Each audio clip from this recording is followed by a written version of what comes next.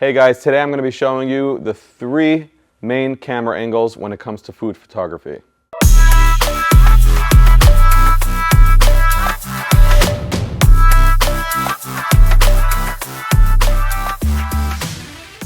Number 1 is top down, where you are shooting from above down at your subject. So top down is super important because it allows you to photograph items or objects that are flat, let's say a pizza dish or a pumpkin pie or something that doesn't have a lot of height to it. So top down is really great for tutorials and demonstrations. We actually did a video showing how to shoot top down video tutorials. Like, you ever see those YouTube videos where someone's reviewing a piece of technology or earbuds and he's kind of using his hands and the angle is coming down it's coming down from above and it's showing really nicely everything that's going on. So that would be a great use of top down. So there are really 2 ways to shoot top down. Either freehand, and I'm actually standing on an Apple box, that's what we're doing today, or you can use an actual stand.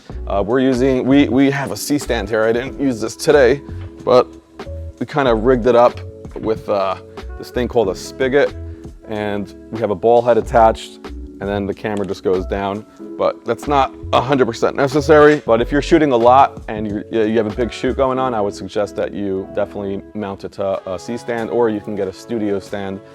One quick thing to keep in mind when shooting top down is your focus, your aperture. I would consider using a 4.5 or 5.6 or higher, just to avoid, if you, for example, have things that are close in height but not the exact same height, so you don't want one thing to be in focus and the other thing out of focus and have those types of issues. I would just suggest being mindful of that. Angle number 2 is a 45-degree angle. The reason that I like a 45-degree angle is because you're able to incorporate more of the environment. If you're shooting in a restaurant and you have chairs and you have a wall, and in our situation today, we're using this beautiful duo board setup.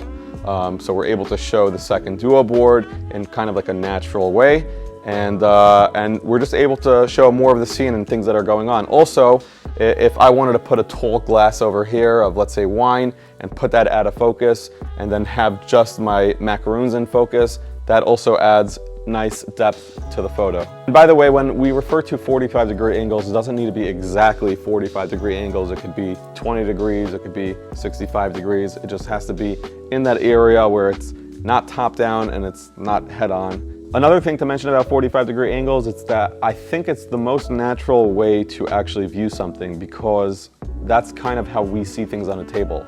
We don't see things top down unless you're super tall, and we don't see things head on because the table is always lower than us. So I think that we view things naturally in a 45-degree angle, which is why it is a cool way to shoot. The third angle is straight on.